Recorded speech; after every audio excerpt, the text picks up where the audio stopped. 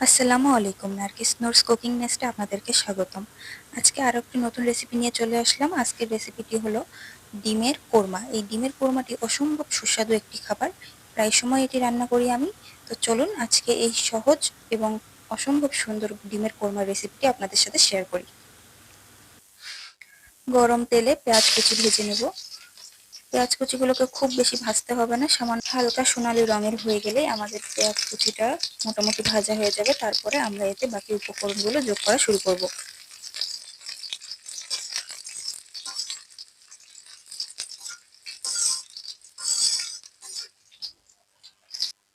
এখন দেব পেঁয়াজ বাটা।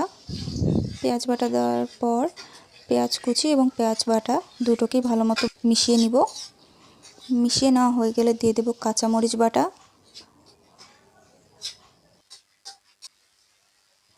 আদা বাটা, রসুন বাটা। এখন সমস্ত বাটা মশলাগুলো দেওয়া হয়ে গেছে। এখন এগুলোকে কাঁচা ভাবটা দূর হয়ে যাওয়া পর্যন্ত ভেজে নিব।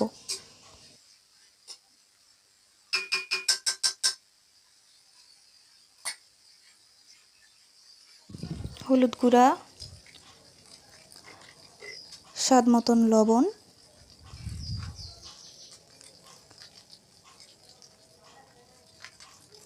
জিরা গুঁড়া, ধনিয়া গুঁড়া,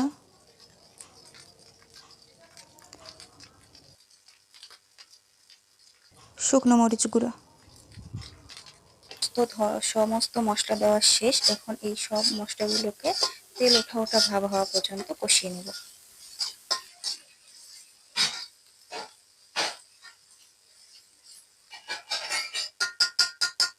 তেল ওঠা ওঠা ভাব হওয়ার পর এই মশলাটার মধ্যে আমরা অ্যাড করব দুধ।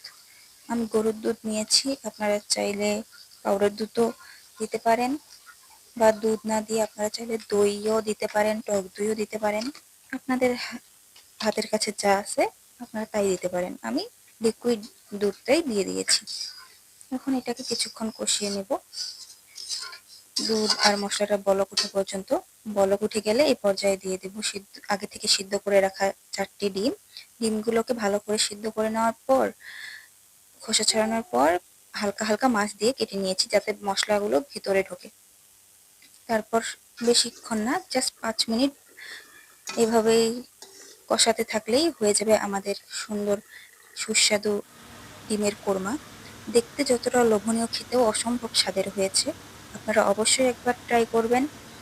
আর রেসিপিটি ভালো লেগে থাকলে অবশ্যই আমাদের চ্যানেলকে সাবস্ক্রাইব এবং